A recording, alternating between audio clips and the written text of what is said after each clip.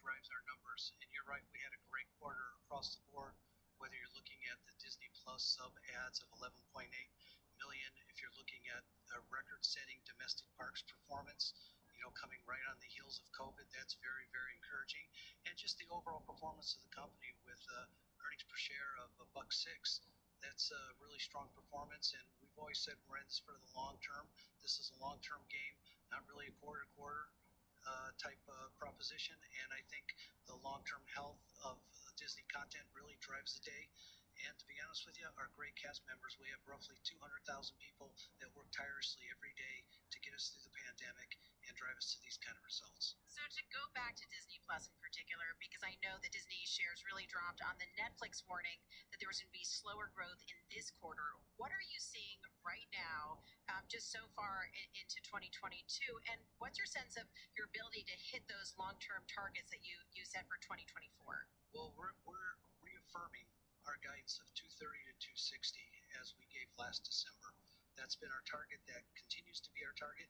And really what's driving is what we've said, great content. We'll have more franchise added content on our big franchises added this fiscal year, double what we had in 21.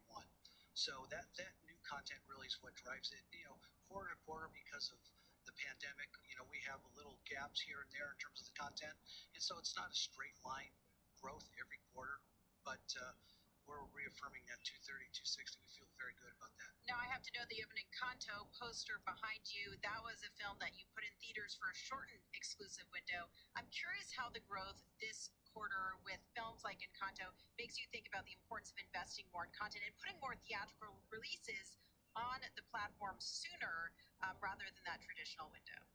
Well, we've always said we're going to have a flexible distribution strategy right now, and the reason is because we're in a world of flux, changing consumer behavior because of the availability of titles in homes. Our consumers have had a chance, our viewers have had a chance to enjoy that. They love it, and at the same time, a lagged recovery, if you will, from COVID in theaters. And so we'd like to remain as flexible as possible, but we do believe in the future of the theatrical business, particularly for our big tentpole titles. Obviously, there are certain demographics that are slow coming back. The family films, that's one thing that's been a little bit slower. And the films that sort of go outside the big blockbusters, those are slower to come back. But we believe that we've got a lot of options between our theatrical exhibition releases, as you saw with Encanto, with a short window, or direct to our service, as you're seeing with Turning Red coming up in March. We're really, really excited about the options that we can give to our audience.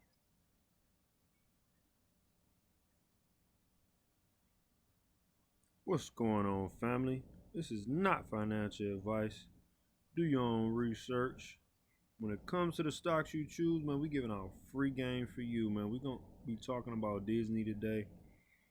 And as you can see, Disney is a great long-term play, man. Great earnings. The company is solid. And you got to think about what he said. He talked about the theatricals in particular. He's expecting that to come back. So their content is driving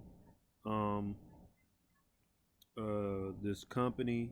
They have great content. The streaming, of course, and they also are going to be providing an experience for the metaverse. So that's something to think about. This is a long-term play. As you can see, their chart is looking pretty decent.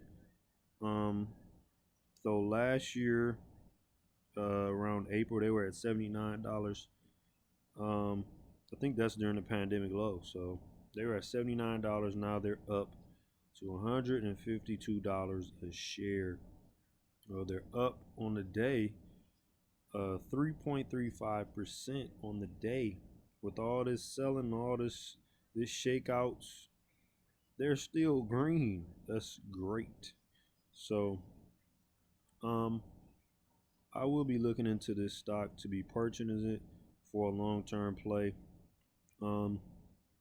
If we do see them within the next couple weeks pull back. I will be purchasing and getting a position. Like I said, this is not financial advice. Do your research, do your due diligence, and make sure that this is a long-term play for you. I like it because it's a solid company, and I'm looking for long-term plays, especially with this inflation hike. I think they're going to do great this within these next couple years. So Disney, definitely locking in. I'm gonna do some more research.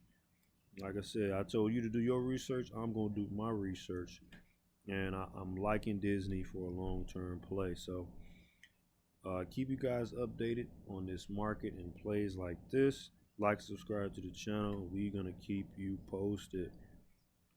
Out.